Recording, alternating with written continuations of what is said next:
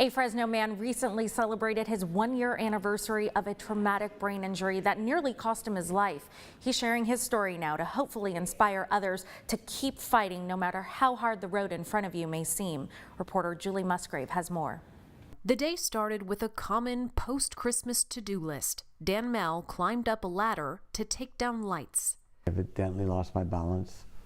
I fell, hit the concrete into rocks, and I must have laid there for a while. He doesn't remember it. I believe that I was bleeding out of both ears, my nose. But somehow, Dan managed to get up and make his way into his house where his wife found him unconscious and bleeding. An ambulance rushed him to Community Regional Medical Center where doctors got right to work. He goes, "I'm going to tell you the truth, but I don't want you to fear anything that I tell you." Dan suffered 4 skull fractures and had at least 3 brain bleeds. He was unrecognizable to me. It didn't look like the man that I'd been married to for 43 years. He stayed in a coma for 3 weeks, very near death. But Dan says despite unconsciousness, he made a decision to live. And I believe that's what started my recovery process.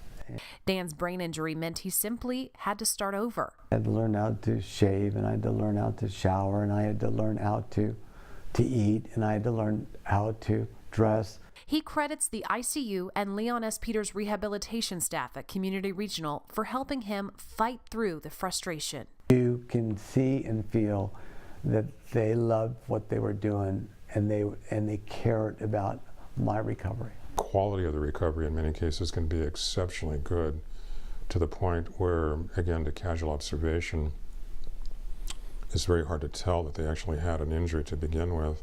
Dr. H. James Jones helped on the neurological front. He exercised Dan's brain through cognitive behavioral therapy. His is probably about as optimum an outcome as you could possibly imagine.